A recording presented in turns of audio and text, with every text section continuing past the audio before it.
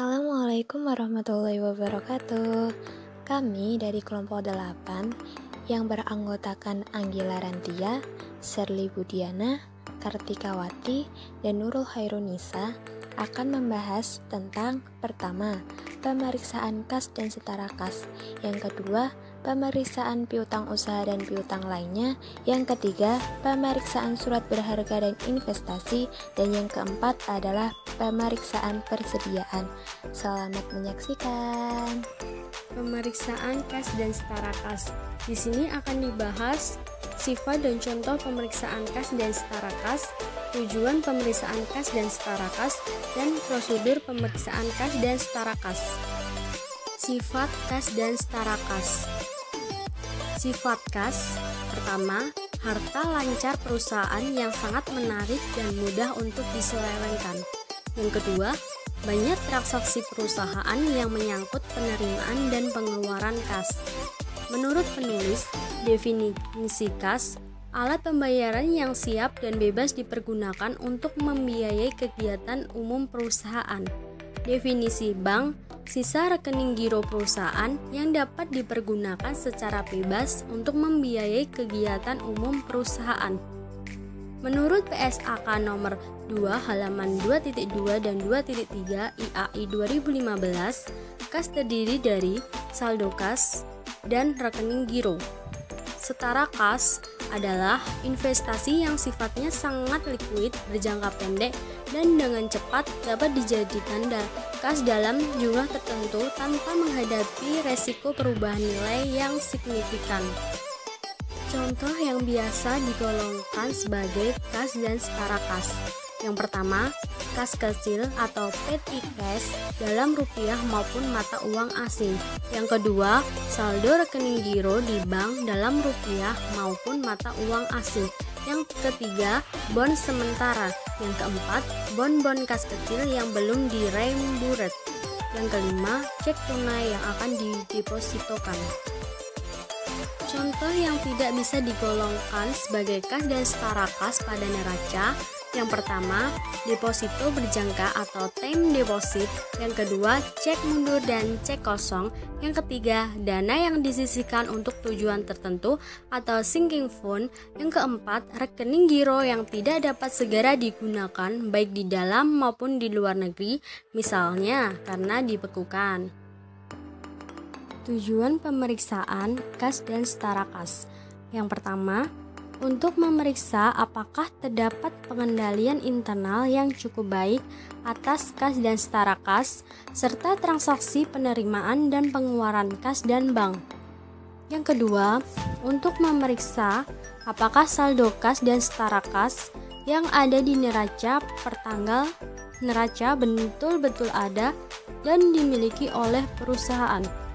Yang ketiga, untuk memeriksa apakah semua transaksi yang menyangkut penerimaan dan pengeluaran kas betul-betul terjadi dan tidak ada transaksi fiktif atau occurrence. Yang keempat, untuk memeriksa apakah semua transaksi yang menyangkut penerimaan dan pengeluaran kas semuanya sudah dicatat dalam buku penerimaan kas dan pengeluaran kas atau completeness. Yang kelima, untuk memeriksa apakah semua transaksi yang menyangkut penerimaan dan pengeluaran kas sudah dicatat secara akurat. Yang keenam, untuk memeriksa apakah semua transaksi yang menyangkut penerimaan dan pengeluaran kas sudah dicatat pada waktu yang tepat. Yang ketujuh, untuk memeriksa apakah ada pembatasan untuk penggunaan saldo kas dan setara kas. Yang kedelapan, untuk memeriksa seandainya ada saldo kas dan setara kas dalam valuta asing. Yang kesembilan, untuk memeriksa apakah penyajian di neraca sesuai dengan standar akuntansi keuangan di Indonesia. Prosedur pemeriksaan kas dan setara kas. Yang pertama, pahami dan evaluasi internal kontrol atas kas dan setara kas, serta transaksi penerimaan dan pengeluaran kas dan bank. Yang kedua, buat top schedule kas dan setara kas per tanggal neraca. Misalnya, per tanggal 31 bulan Desember tahun 2015, atau jika belum selesai boleh per tanggal 31 bulan 10 tahun 2015. Penambahan mutasi akan diperiksa kemudian apakah ada hal-hal yang usual atau di luar kebiasaan. Yang ketiga, lakukan cash count atau perhitungan fisik uang kas per tanggal neraca, bisa juga sebelum atau sesudah tanggal neraca. Yang keempat, kirim konfirmasi atau dapatkan pernyataan saldo dari kasir dalam hal tidak dilakukan cash opnam. Yang kelima, kirim konfirmasi untuk seluruh rekening bank yang dimiliki perusahaan.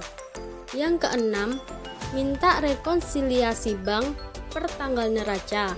Misalnya, per tanggal 31 bulan Desember tahun 2015, jika terpaksa karena belum selesai pada bulan Desember, maka dapat meminta per tanggal 31 bulan 11 tahun 2015. Yang ketujuh, lakukan pemeriksaan kas atas rekonsiliasi bank tersebut.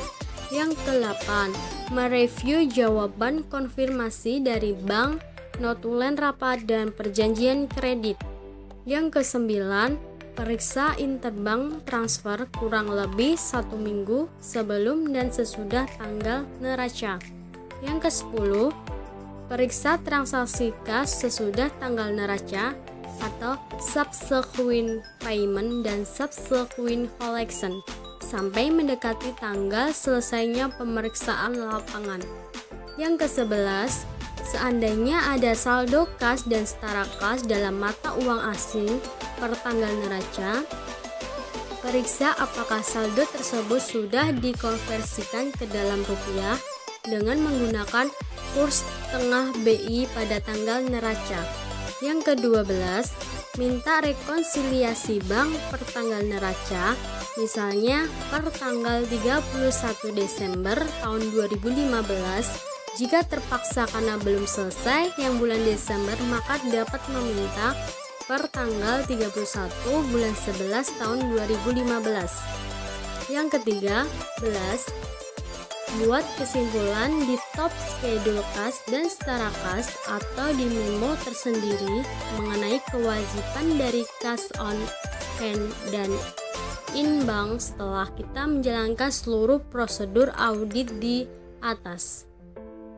Selanjutnya, materi yang kedua yaitu tentang pemeriksaan piutang usaha dan piutang lainnya. Di sini, kita akan membahasnya menjadi 3 bagian. Yang pertama, sifat dan contoh piutang. Yang kedua, tujuan pemeriksaan atau audit objektif piutang. Yang ketiga, prosedur pemeriksaan atau audit procedures piutang usaha yang disarankan. 1.1 Sifat piutang. A. Sifat piutang. Menurut standar akuntansi keuangan, ada 2 jenis piutang menurut sumber terjadinya antara lain. 1. Piutang usaha, yaitu piutang yang berasal dari penjualan barang dagangan atau jasa secara kredit. Kedua, piutang lain-lain, yaitu piutang yang timbul dari transaksi di luar kegiatan usaha normal perusahaan. B. Perkiraan piutang pemegang saham dan piutang perusahaan afiliasi harus dilaporkan tersendiri atau tidak digabungkan dengan perkiraan piutang karena sifatnya yang berbeda. C. Piutang dinyatakan sebesar jumlah tagihan dikurangi dengan taksiran jumlah yang tidak dapat ditagih. 1.2 Contoh piutang antara lain piutang dagang, wesel tagih, piutang pegawai, piutang bunga, uang muka, refundable deposit atau uang jaminan, piutang lain-lain, dan allowance for bad debts atau penyisian piutang tak tertagih. Yang kedua, tujuan pemeriksaan atau audit objektif piutang. Pertama, untuk memeriksa apakah terdapat internal control yang baik atas piutang dan transaksi penjualan. piutang dan penerimaan kas. Kedua, untuk memeriksa validity atau keabsahan dan authenticity atau keautentikan piutang. Ketiga, untuk memeriksa collectibility atau kemungkinan tertagihnya piutang dan cukup tidaknya perkiraan allowance for bad debts. Keempat, untuk memeriksa apakah ada kewajiban bersyarat atau contingent liability yang timbul karena pendiskontauan wesel tagih. Kelima, untuk mengetahui apakah piutang yang tercantum dalam mata uang asing sudah dikonversi ke dalam rupiah dengan menggunakan kurs rupiah Bank Indonesia pada tanggal neraca. Keenam, untuk memeriksa apakah penyajian piutang di neraca sesuai dengan standar akuntansi yang berlaku umum di Indonesia atau standar akuntansi keuangan atau standar akuntansi keuangan etap. Yang ketiga, prosedur pemeriksaan piutang usaha yang disarankan. 1. Pahami dan evaluasi internal kontrol atas piutang dan transaksi penjualan, piutang dan penerimaan kas. Kedua, buat top schedule dan supporting schedule piutang per tanggal neraca. Ketiga, minta aging schedule dari piutang usaha per tanggal neraca, antara lain menunjukkan nama pelanggan, saldo piutang, umur piutang, dan kalau bisa subsequent collection-nya. Keempat, periksa mathematical accuracy-nya dan cek saldo individual ke buku pembantu piutang, lalu totalnya ke jurnal umum. 5. Tes cek umur piutang dari beberapa customer ke buku pembantu piutang dan faktur penjualan. Keenam, kirimkan konfirmasi piutang. 7. Periksa subsequent collection dengan memeriksa buku kas dan bukti penerimaan kas atau untuk periode sesudah tanggal neraca sampai dengan tanggal penyelesaian pemeriksaan di lapangan. 8. Periksa apakah ada wesel tagih yang didiskontokan. 9. Periksa dasar penentuan allowance for bad debts dan periksa apakah jumlah yang disediakan oleh klien sudah cukup. 10.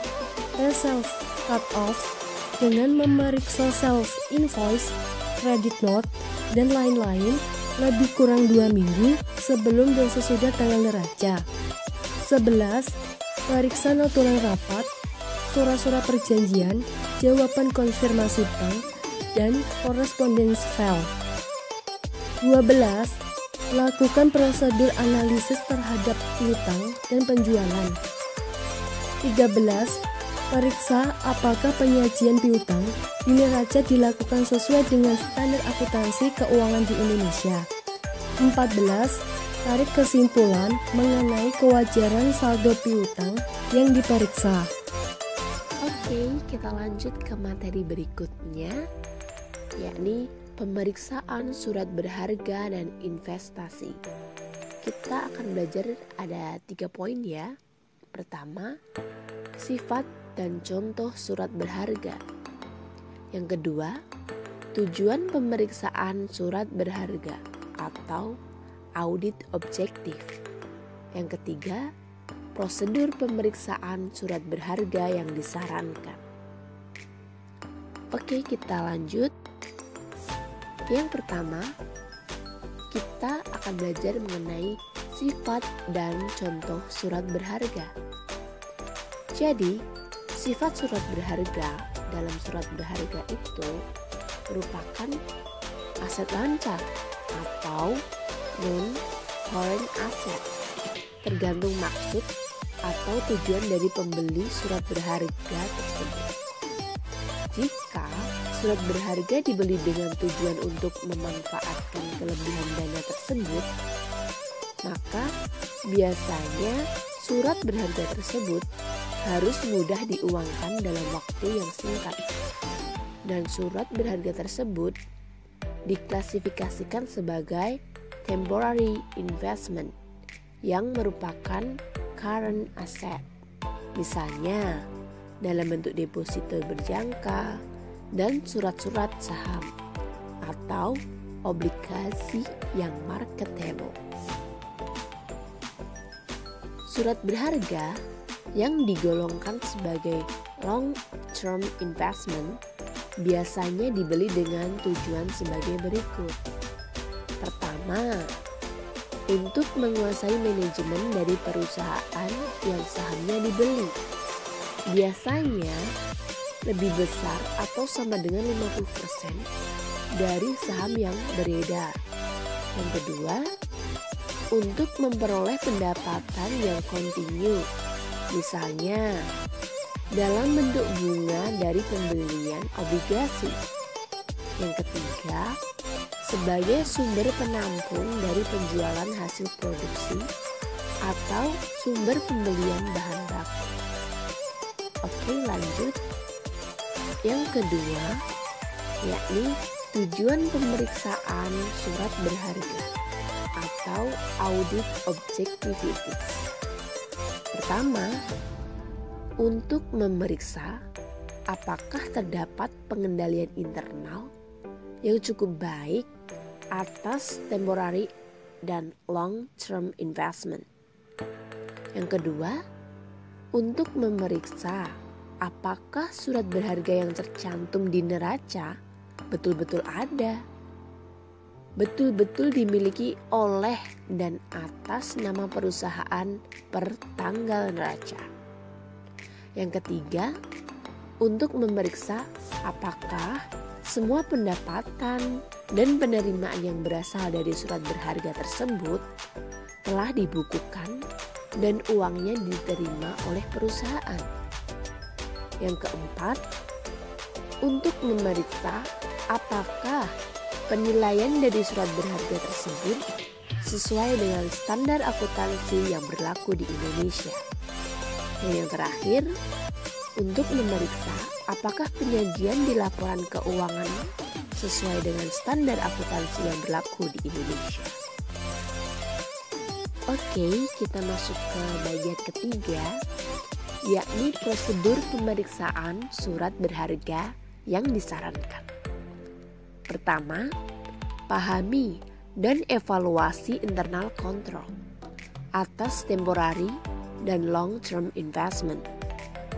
Yang kedua, minta rincian surat berharga yang memperlihatkan saldo awal, penambahan, dan pengurangan serta saldo akhirnya.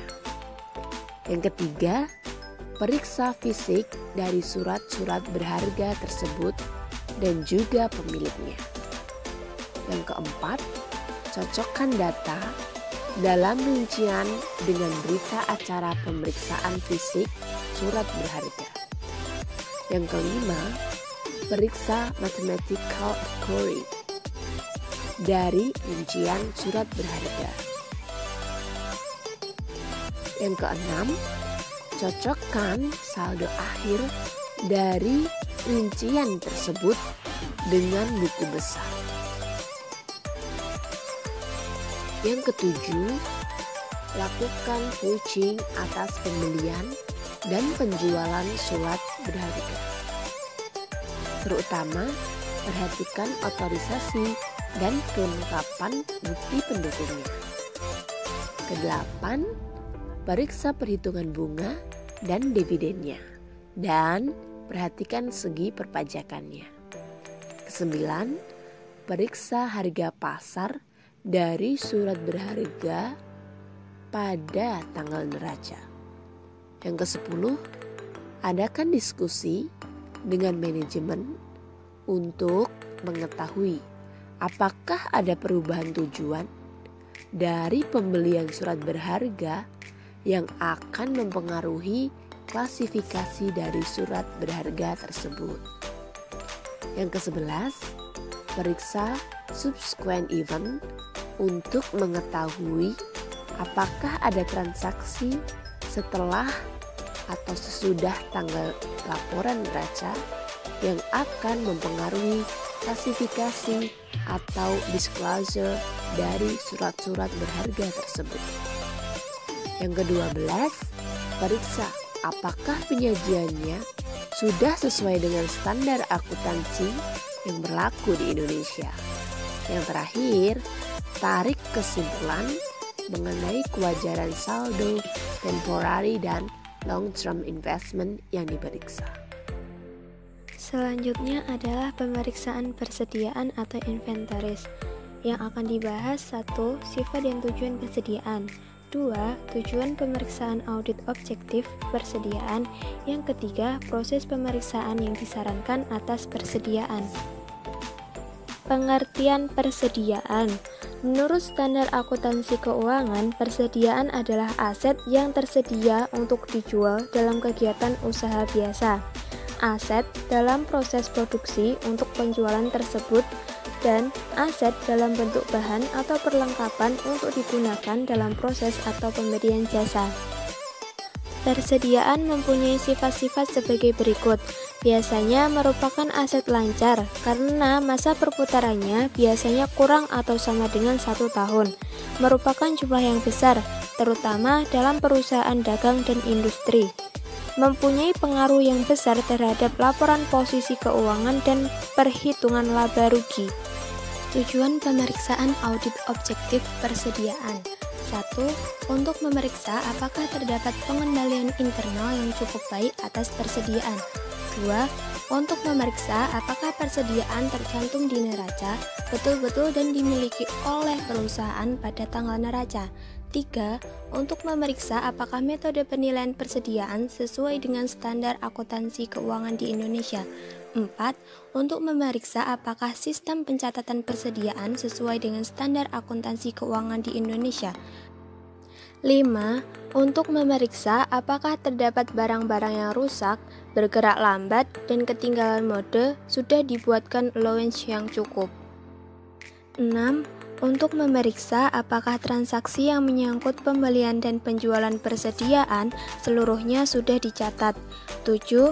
Untuk memeriksa apakah transaksi yang menyangkut pembelian dan penjualan persediaan seluruhnya sudah terjadi, tidak ada transaksi fiktif. 8. Untuk memeriksa apakah pencatatan yang menyangkut persediaan sudah dicatat secara akurat. 9. Untuk memeriksa apakah transaksi yang menyangkut pembelian dan penjualan persediaan sudah dicatat dalam periode yang tepat dan tidak terjadi pergeseran waktu pencatatan. 10. Untuk memeriksa apakah saldo persediaan sudah diklasifikasikan dengan tepat.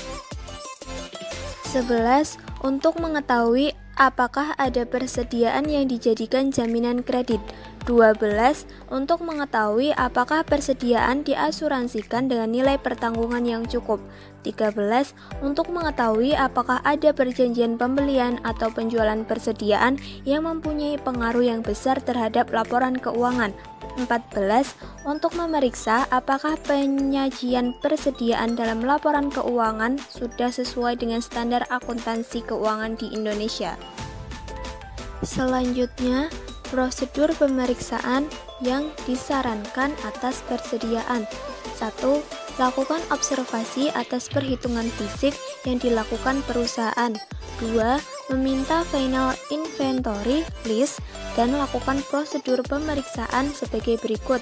Cek mathematical accuracy, cocokkan quantity per book dengan stock card, cocokkan quantity per count dengan konsep kita sebagai auditor, cocokkan total value dengan buku besar persediaan.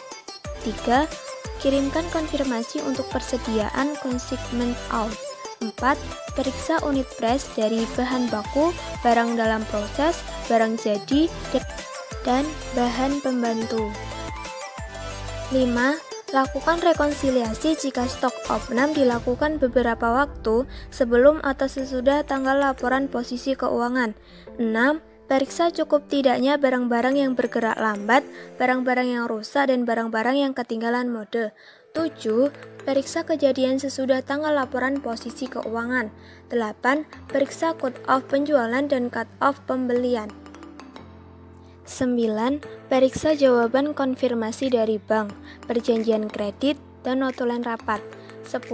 Periksa apakah ada sales atau purchase commitment per tanggal laporan posisi keuangan. 11. Seandainya ada barang dalam perjalanan, lakukan prosedur sebagai berikut. 1. Meminta rincian goods in transit per tanggal neraca. kedua, periksa mathematical akurasi. Yang ketiga, periksa subsequent clearance. 12. Lakukan analytical prosedur untuk persediaan. 13. Buat kesimpulan dari hasil pemeriksaan persediaan dan buat usulan adjustment jika diperlukan. 14. Periksa apakah penyajian persediaan di laporan keuangan sudah sesuai dengan standar akuntansi yang berlaku umum di Indonesia. Terima kasih sudah menyimak video dari kelompok kami. Semoga bermanfaat. Wassalamualaikum warahmatullahi wabarakatuh.